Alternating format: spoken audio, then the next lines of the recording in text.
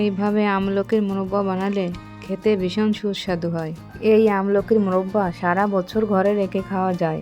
বন্ধুরা, আজ আমি সবথেকে সহজ পদ্ধতিতে আমলকির মোরব্বা বানাবো। তাহলে বন্ধুরা, প্রথম থেকে শেষ পর্যন্ত ভিডিওটা দেখতে থাকুন।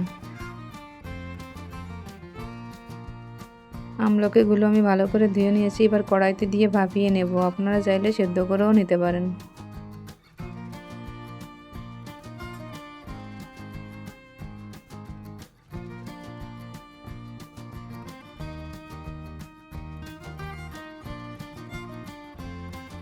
আমলকি সেদ্ধ হয়ে গেছে, এবার নামিয়ে ঠান্ডা করে নেব।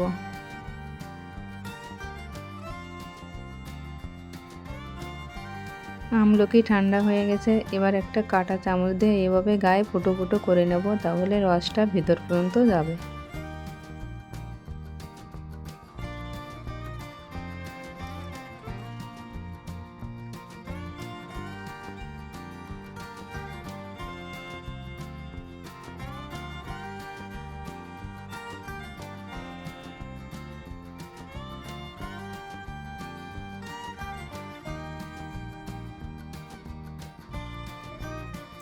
এবার কড়াইতে চিনি আর আখের গুড় দিয়ে দেব। এখানে আমি 1 কিলো আমলকির জন্য 700 গ্রাম চিনি নিয়েছি আর 200 গ্রাম গুড় নিয়েছি। আপনারা চাইলে শুধু চিনি দিয়েও করতে পারেন।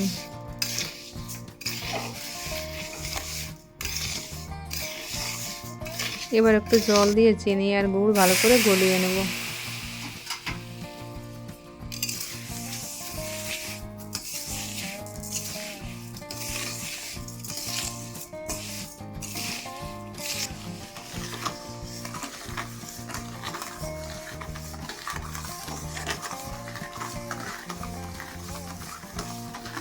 চিনি আর গুড় প্রায় গলে গেছে, এবার সিদ্ধ করে রাখা আমলকি দিয়ে দেব।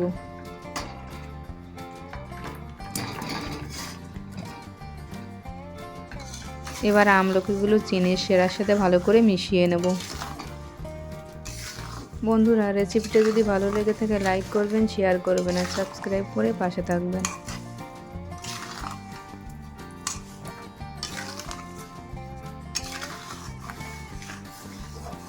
দেখুন বন্ধুরা, আমলকির মধ্যে চিনি আর গুড়ের শিরাটা কত সুন্দর ঢুকতে শুরু করেছে।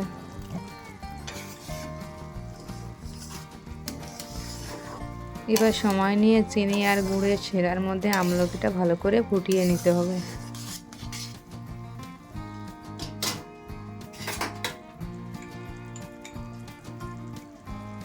আমলকির মোরব্বা প্রায় হয়ে এসছে, এবার একটু গোলমরিচের গুঁড়ো দিয়ে দেব।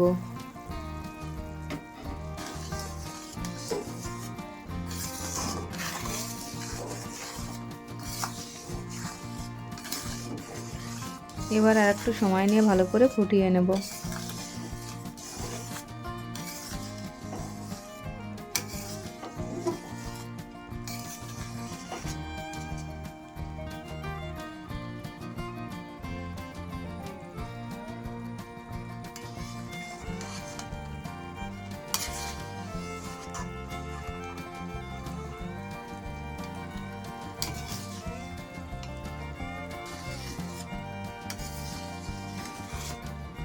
বন্ধুরা, আমলকির মোরব্বা হয়ে গেছে, এবার নামিয়ে নেব।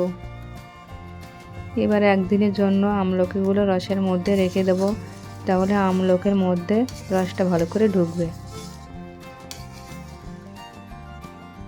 দেখুন বন্ধুরা, আমলকির মোরব্বাটা কত সুন্দর হয়েছে আর ভেতর পর্যন্ত রস ঢুকে গেছে।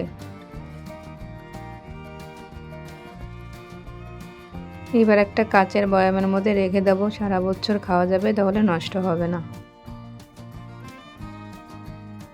বন্ধুরা, বাড়িতে একবার এইভাবে আমলকির মোরব্বা বানিয়ে দেখতে পারেন।